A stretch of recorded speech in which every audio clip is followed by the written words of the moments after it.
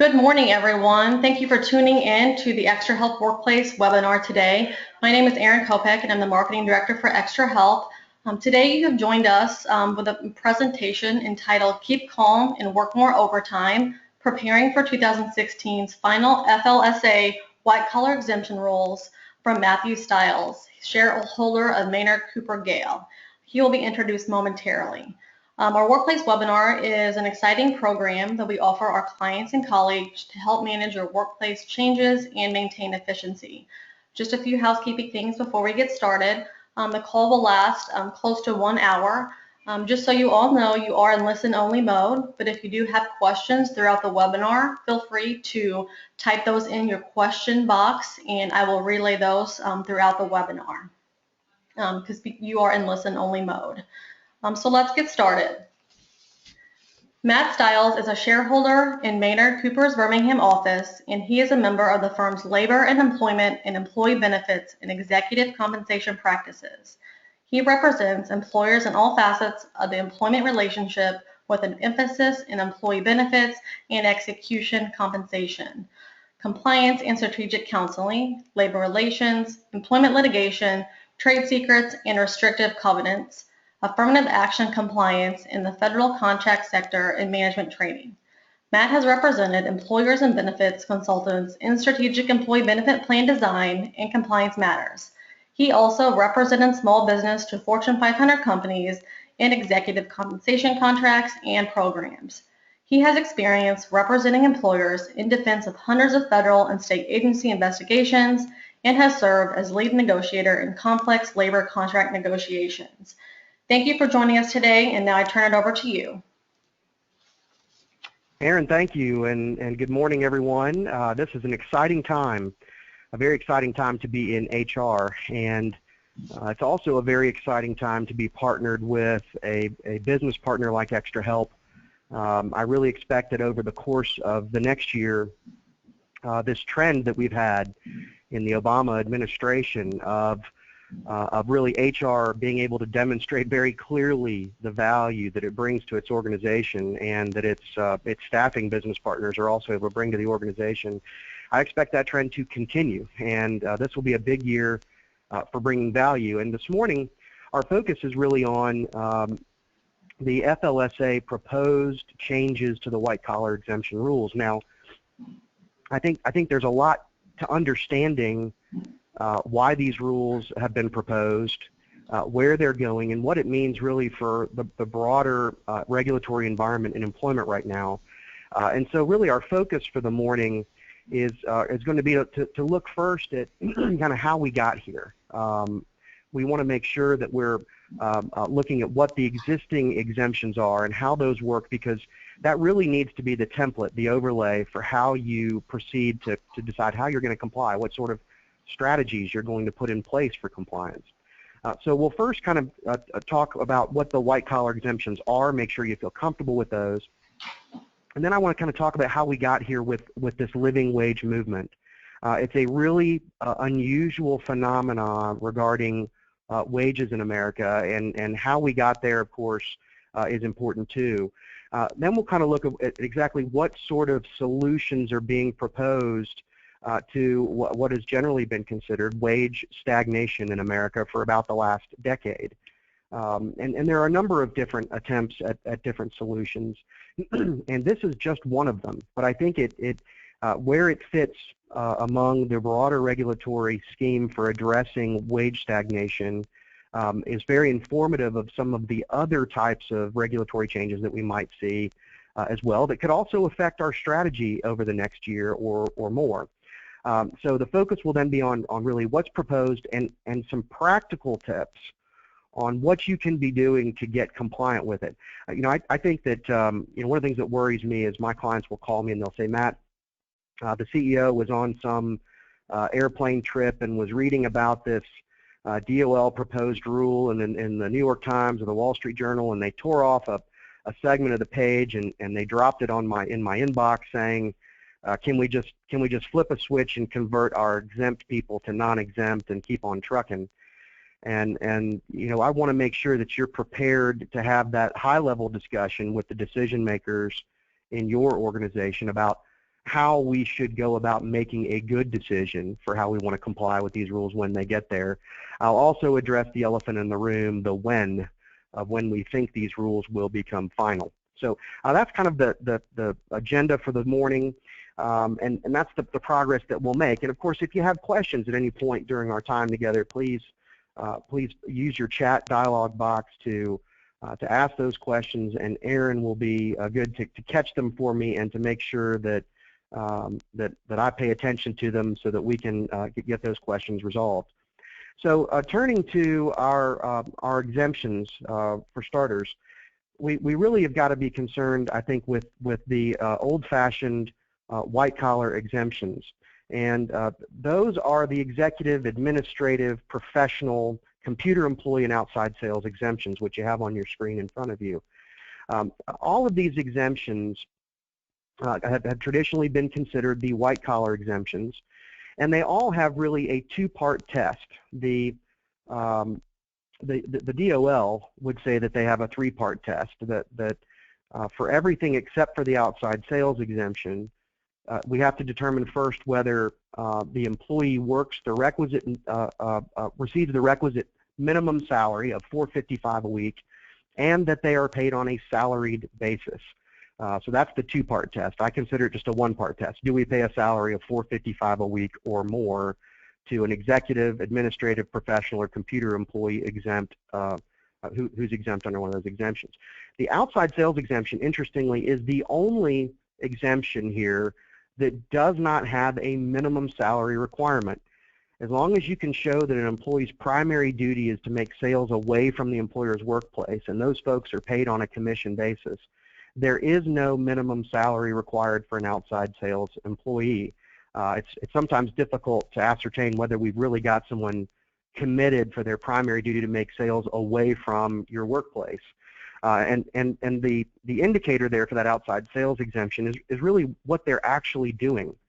It's kind of interesting because you can hire somebody with full intent that they be classified as an outside sales rep, and when they come in, they're spending their first 24 months doing nothing but making outside sales, and then suddenly everything clicks, sales start coming in, pouring in, and all of a sudden that formerly outside sales employee can sit at their phone or at their computer all day long and take incoming orders and renewals.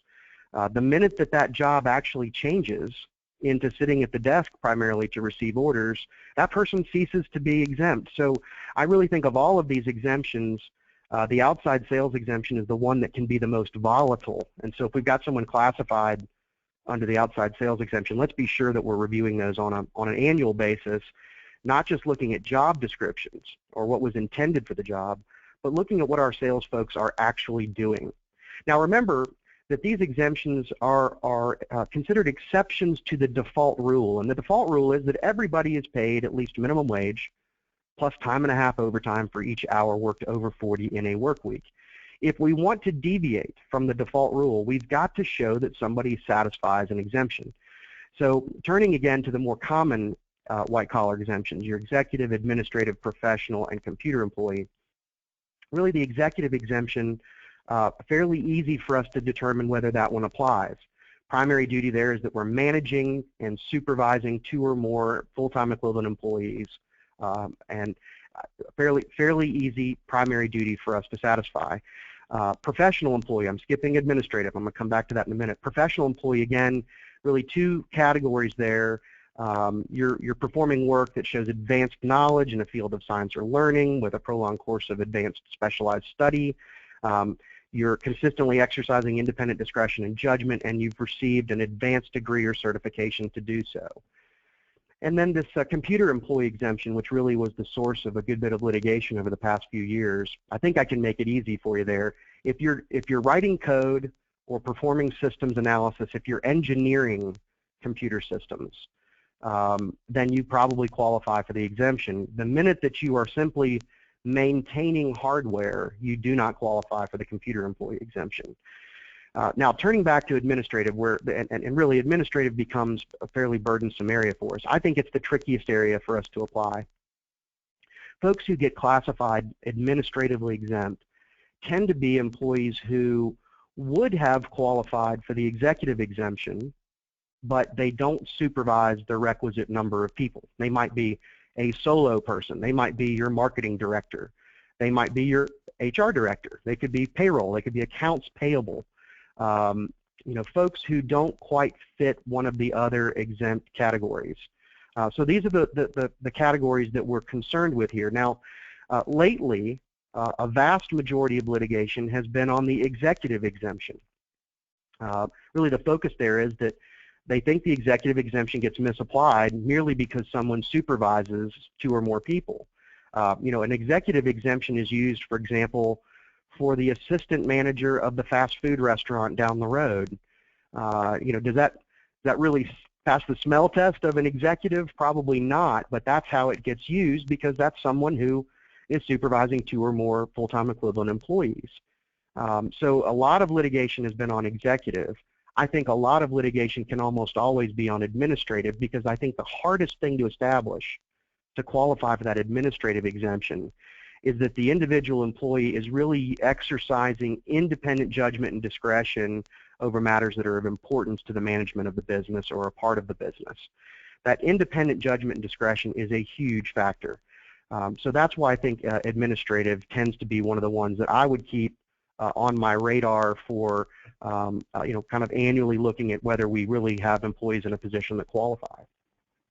All right, so the question then is, well, we've had these exemptions for a long time. What's the problem with them? Well, the problem is that with wage stagnation, we've got some real economic issues here. And we can start pinpointing where this all started. Perhaps it started with the recession. Perhaps it started with the added costs of complying with the Affordable Care Act in the middle of the recession, right? I think you've got people running for office right now that would point their fingers to booming immigration as solving the demand for employment that keeps wages low. I mean, there are a number of micro and macro factors that are in our economy that speak to why we've had minimum wage growth, very little wage growth in the minimum wage. So $7.25 an hour is our current minimum wage at 40 hours a week. That creates an average weekly wage of $290. That's only about $70 more per week than the current federal poverty level for an individual. Hard to imagine that really being a minimum wage. But then if you look at the exemptions, the minimum salary for a white-collar exemption is $455 a week. Well, that's actually less than the federal poverty level for a family of 4. And again, I think you can look at these numbers and you can say, well, why on earth is that a white-collar exemption if you can be earning the minimum salary to qualify for it, but in your family of 4 you're below the federal poverty level? So the argument here is that we just haven't kept up. We haven't kept up in regulation and in statute with what's going on in our economy, and what we've seen is this movement for our living wage that's been sweeping the country.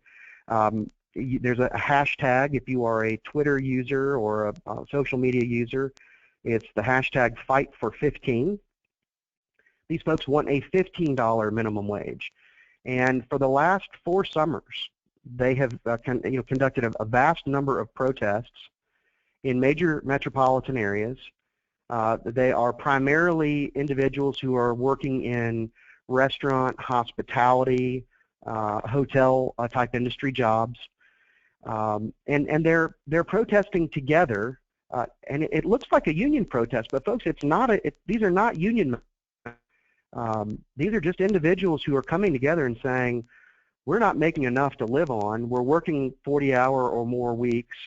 And we're just not making adequate wages, and we want something done about it. We see companies' bottom lines improving, and we want to see a change. And when you see this type of picketing behavior without it really being driven by a union, it's a downright peculiar thing. And so really the response to this movement, I think, has been fairly broad in nature. First, you had President Obama issue an executive order back in 2014 stating that effective January 1 of 2015, if you are a federal contractor who does work with the federal government, you're going to have a minimum wage that goes to $10.10 an hour.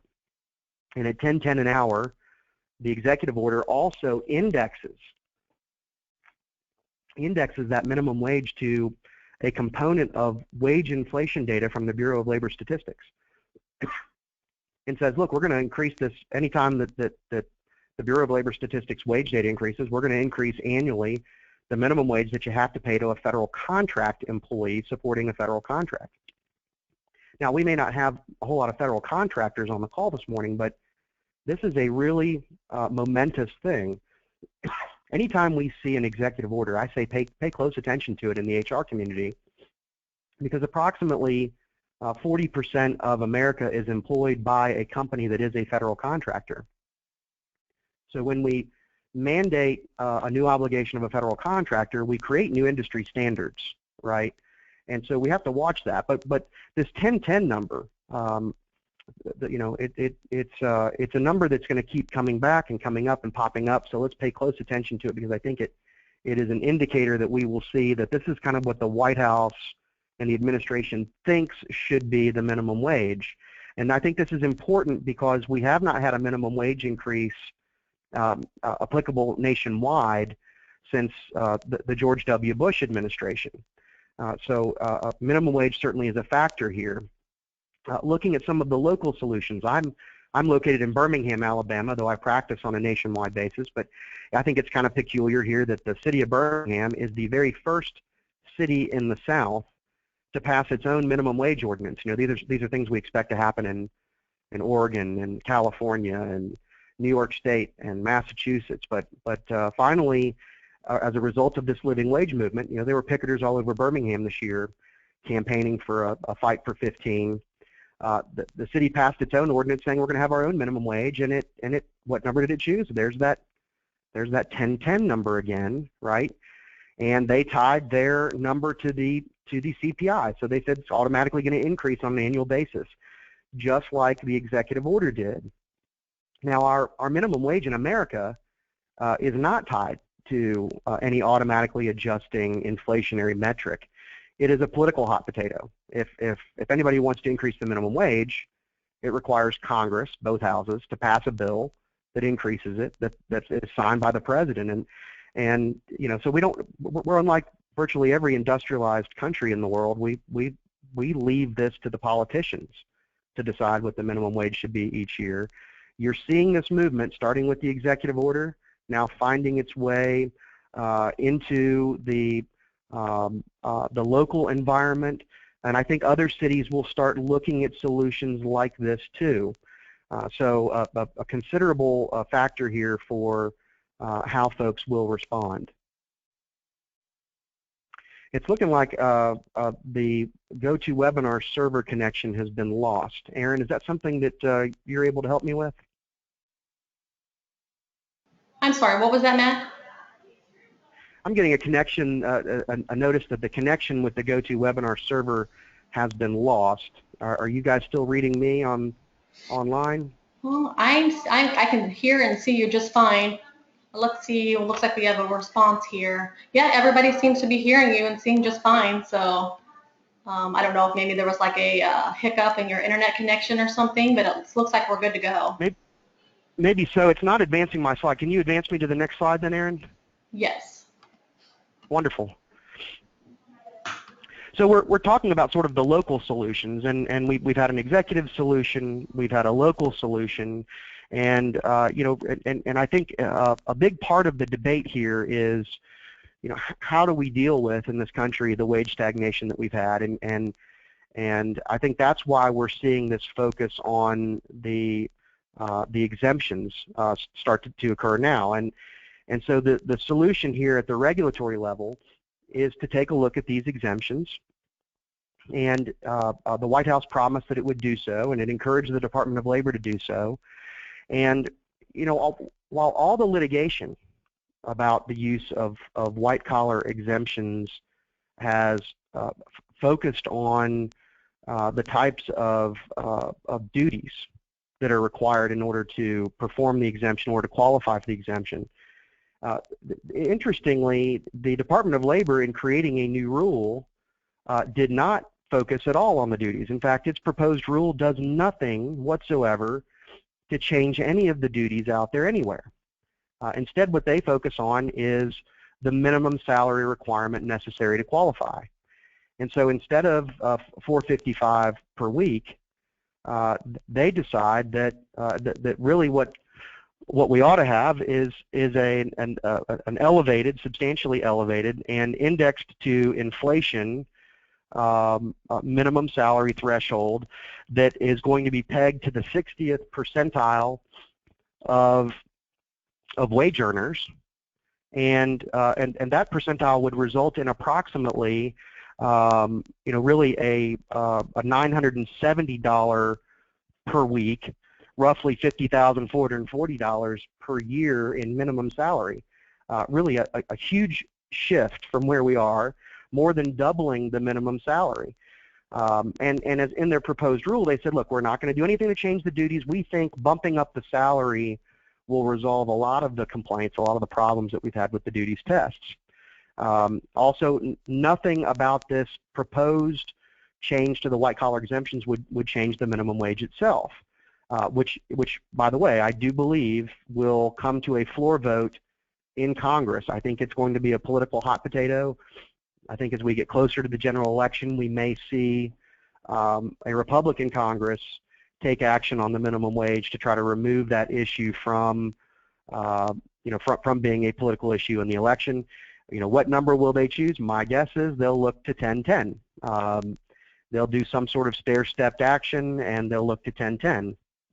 So the proposed rule, again, it was proposed back on just before, well, actually just after the July 4th weekend, hoping you were still on your July 4th vacation. The public comment period has already expired, and we're now simply waiting on the final rule. And I fully expect that the final rule will be released sometime before you go on your summer vacation. There have been a number of different public statements that have been made about made by folks at DOL about their progress on the rule, but we're likely to see the final rule released sometime before you go on your summer vacation. Now, when will the rule be effective? Well, I'm going to stick my neck out here, and I think you've got my contact information on the slides, but so you can call me and beat me up if I'm wrong about it. But I think the final rule will be effective for compliance purposes on January 1 of 2017. So I think to the extent that we're working on budget cycles for 2017, we've got to start thinking about this now. Aaron, if you can advance me to the next slide, I think that would be helpful. It's practical considerations for proposed FLSA regulations. We do have a question that just came in. Yeah. It says, do you see any changes to incorporate a flexible work schedule, such as pay periods, biweekly, monthly? Yeah, I mean, the question about flexible work schedules, at least it's not going to be part of this this final rule, simply because it was not in the proposed rule. But without a doubt, Congress and the regulation authority in Washington is focused on issues of work-life balance as well. They're particularly concerned about the number of working moms who struggle to remain employed.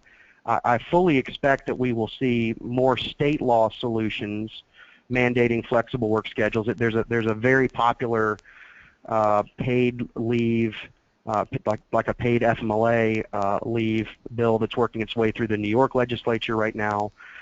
California already has some form of that. Approximately 11 states already have some form of paid leave. I think that trend is really going to maintain itself among the states for now, simply because I think it's unlikely that there's any regulatory authority to implement one.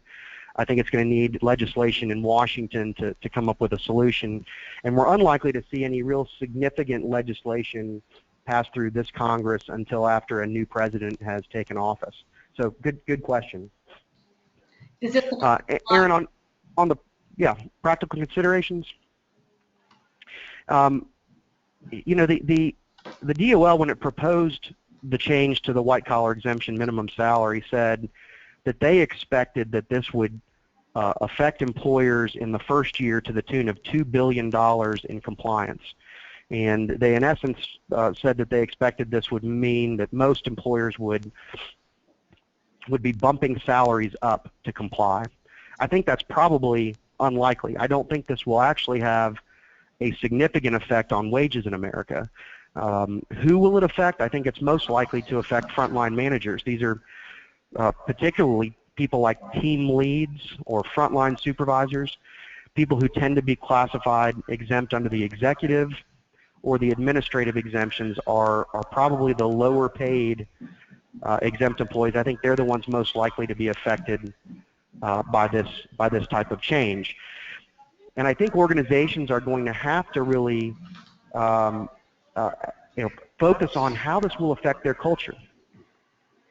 Aaron, I think we're getting a lot of feedback as well. Maybe something needs to be on mute, but looking at your culture first, what in our organizations is affected by how we've classified people? A lot of employers have policies that say, if you're an exempt employee, you're going to accrue a PTO or vacation or sick leave on a different schedule than you accrue those leaves if you're a non-exempt employee. We also have a lot of folks who pass along their effective rates of pay to their customer in a product. So it affects how we budget to deliver our products to our customers. We have a lot of people with customer-facing responsibilities who we've granted exempt responsibilities to. So I think we've got to make the assessment of how this will affect our workplace culture and understand that fully before we start to really implement a strategy for compliance. Next slide there, Aaron, still sticking on practical considerations. But I think the big one here is, what happens to the employee who's earning less than that $50,440, and you probably even want to look at a larger number than $54,440 because you don't want to have to be fighting this battle every year. You might want to get ahead of it, but probably anybody within 10% of a pay adjustment to satisfy the new minimum salary threshold, I think possibly those are folks who get a pay raise. I think everybody else, the most likely strategy is going to be to look at them and say, how can we change your job, or how can we make you non-exempt on a go-forward basis?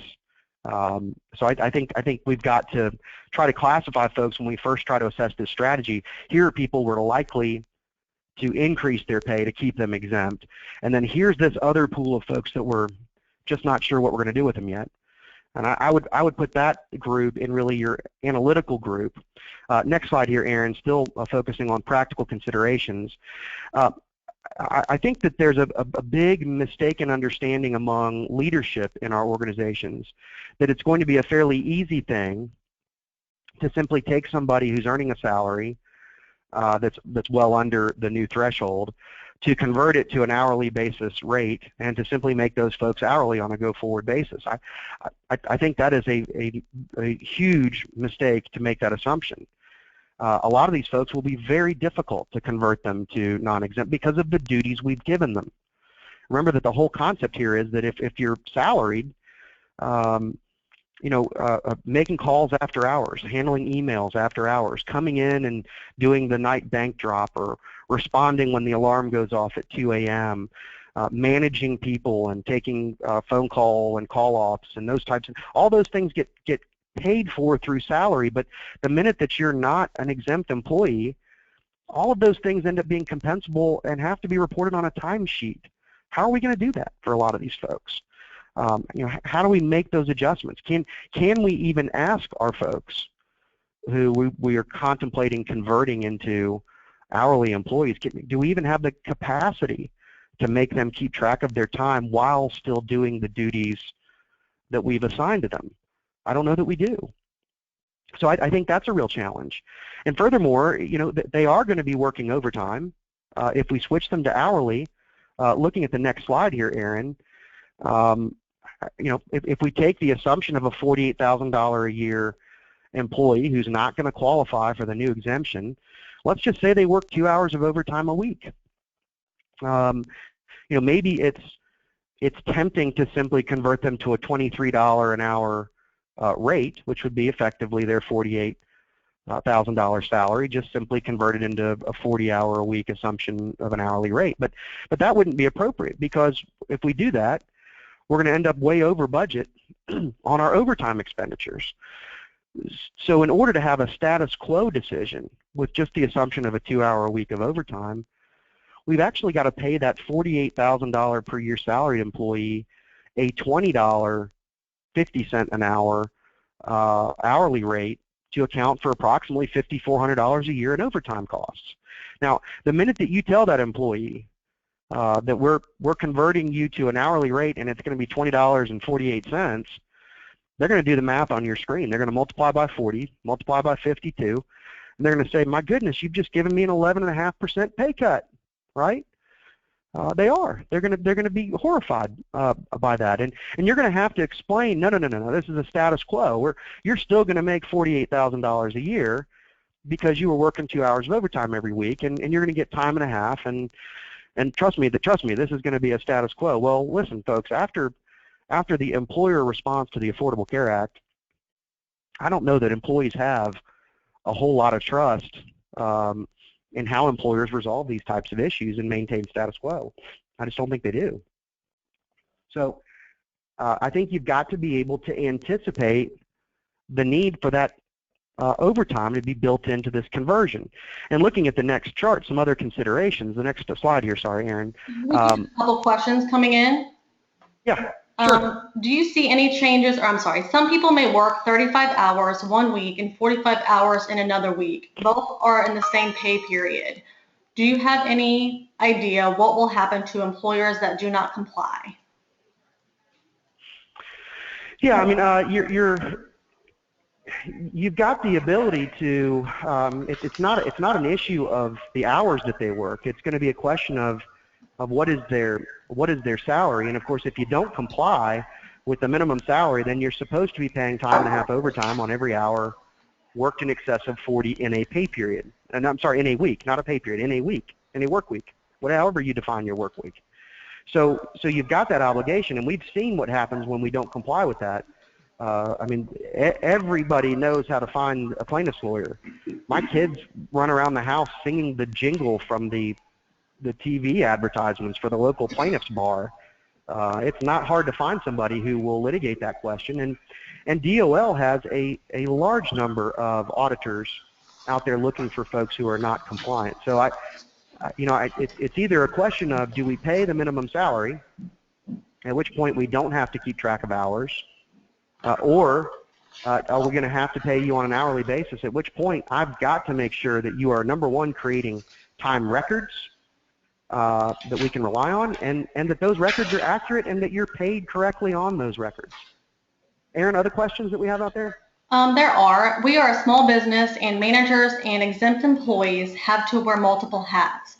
This gives the owner of the company validity to his argument to make a person exempt when they are really doing mostly non-exempt work.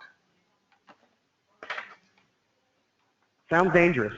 Sounds extremely dangerous to me. I mean, if you go back and look at those exemptions, the question is not, are you doing some exempt work? The question is that exempt work your primary duty? Is it your primary duty? And the way that we've seen in a number of audits, the way that DOL, the way that the courts determine primary duties, what they do is they send out someone to conduct surveillance on your people and to monitor what they're doing on a daily basis. And they determine whether that's, that exempt function is a primary duty or not. The other way they figure it out is they put your employee on the witness stand and make them testify about what they're doing, how they spend their day, how they account for each minute of the average day. And if that employee says that they're not performing a primary duty of exempt work, you're cooked. And so this is a case where I think it's very dangerous to play with that approach, and this is the one area of the law, folks, where if you owe a dime in overtime or unpaid wages to someone under the FLSA, and a lawyer has to sue you to collect it, you as the employer end up paying the plaintiff's lawyer's entire legal bill to collect that dime, whatever it takes them to see it through to the end. It is very, very expensive litigation, and it's not a place to play fast and loose. It's better to use the default rule of your hourly unless I can prove beyond a reasonable doubt that you are performing a primary duty that is exempt. Yeah, good question. Aaron, other questions we have out there before we kind of look at some other considerations for how we might go about converting someone from exempt to non-exempt? There are no questions as of yet. Okay. All right. So we're looking at the slide. It's still practical considerations, and we're wondering if we have the data that's necessary to support converting a salaried employee to an hourly employee. Going back to that notion of I'm going to have to pay you lower than your effective hourly rate on your salary in order to account for your likely overtime pay in order to have a status quo transaction on our budget. What we need in order to do that and do it fairly is we got to have data, and we got to have it as soon as possible. Many of my clients, effective January 1, went ahead and met with folks in this targeted group and said, look, we anticipate some regulations are going to come out this year that could require us to change your exempt status. Could. And you're very valuable to this organization. We do not want to make a decision that is inconsiderate of you and the role that you serve. But in order for us to do that, we've got to have some data. And so starting effective January 1 or as soon as possible, here is a timekeeping procedure that we would like you to use to track your work. Now, we're not going to pay you based on it yet. You're still an exempt employee as of right now.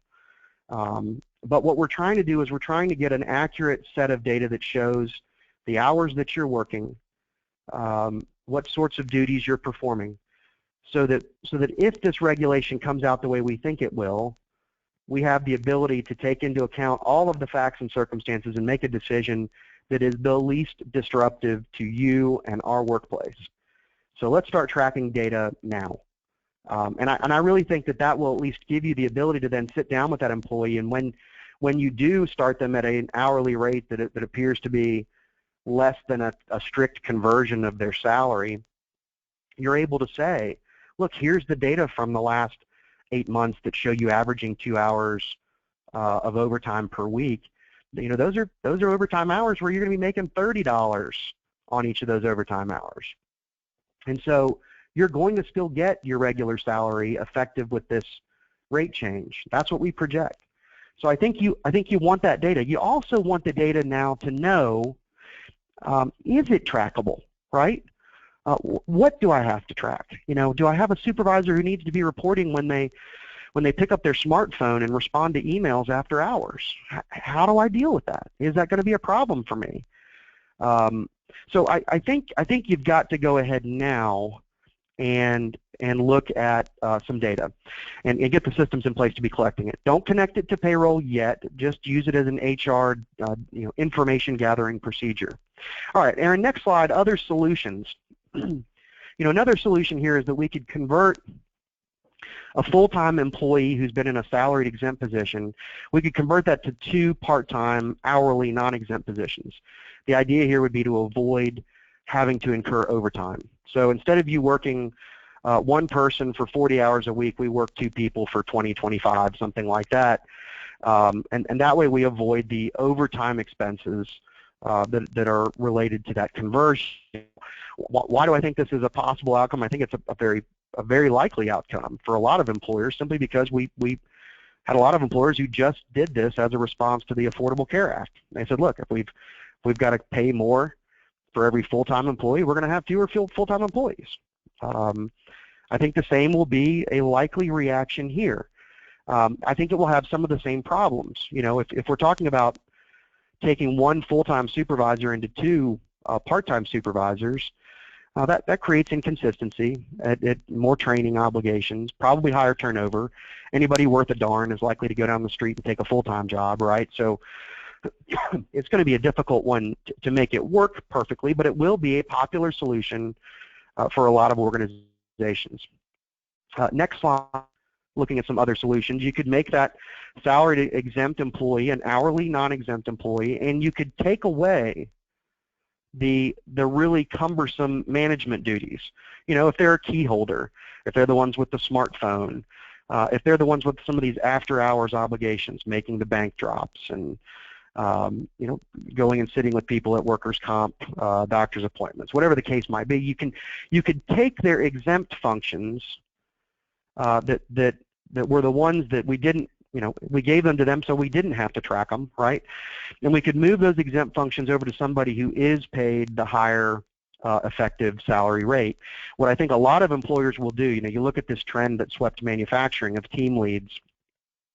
What I think a lot of organizations will do is, instead of having one team lead for every 15 people on a shift, is I think that you'll end up with about half of those team leads becoming hourly team leads, and the other half of them becoming super team leads, right?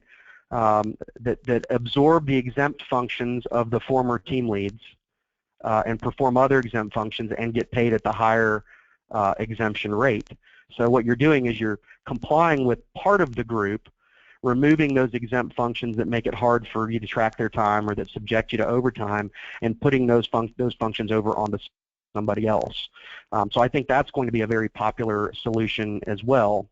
And I think the last one here, turning to the last slide here, that is a very popular one, and it's one that we saw also happen with the Affordable Care Act, and it's also one that Extra Help is in fine position to help you with.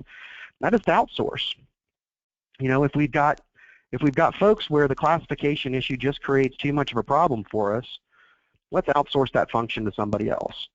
You know, I think in many respects, you know, looking at marketing positions, looking at payroll, and folks, believe it or not, HR, some HR functions, accounting, marketing, payroll, HR functions, probably the easiest functions potentially to outsource, where the conversion from exempt to non-exempt poses problems. So I do think there'll be a trend in outsourcing, and look, staffing companies are the mega employers in the country right now. As a result of the Affordable Care Act, increased regulatory environment, they're booming, and they're meeting a demand that employers need. So I think these are the most popular solutions. Now again, I think the final rule will likely be announced before you go on your summer vacation, probably sometime in early June. And I think they'll give us approximately 6 months to comply, making the final rule effective January 1, 2017. We do not know what that actual minimum salary will be, because it's going to be indexed based on fiscal year data, government fiscal year data, which they don't get until after September 30th. They then crunch and release that number sometime in December. So we won't know the actual number, but I think we need to plan on it being around that 970 or that 50,440 annualized. So that's the timeline that we have in place. Hopefully we've had some good practical discussions. I think the bottom line is, when you meet with these folks, you might at least be able to say that you've got some good news for them. You've actually put them into a lower tax bracket. I don't know that that's exactly going to be received as the best of news, but perhaps that's what the federal government had in mind.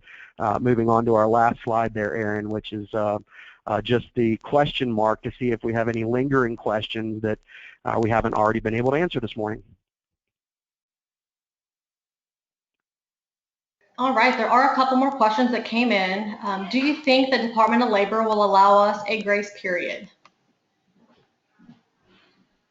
Yeah, I mean, if they do, I really think it's just going to be that 6-month period between the announcement of the regulation and the effective compliance date. I think it's very important for this DOL to have a final rule implemented before a new president assumes office.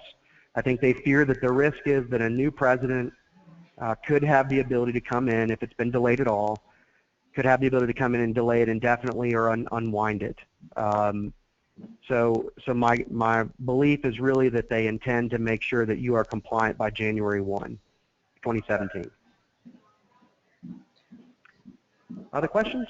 A couple people are requesting a copy of the slides. How do you feel about sharing that, or do you just want us to share the recording?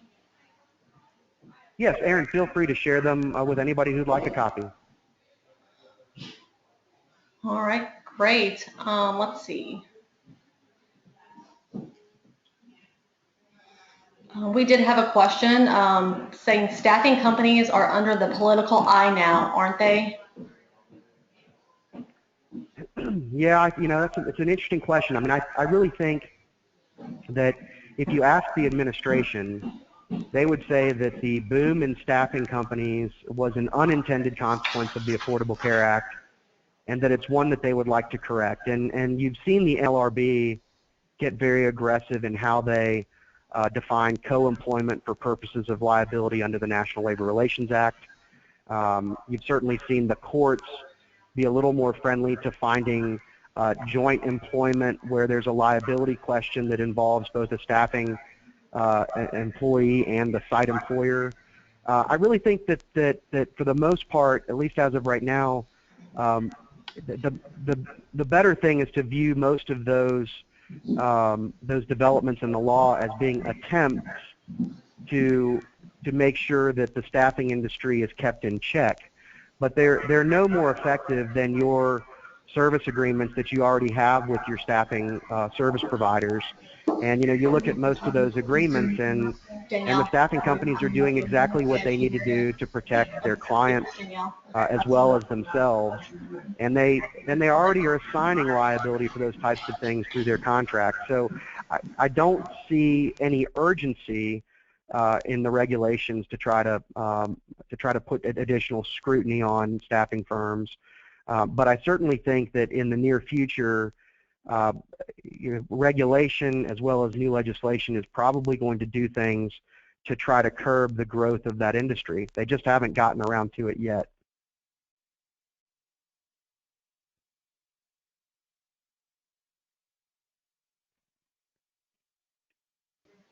All right, we'll give you about another minute or so if anyone has any additional questions they would like to provide, and otherwise we'll kind of wrap things up here. Great information.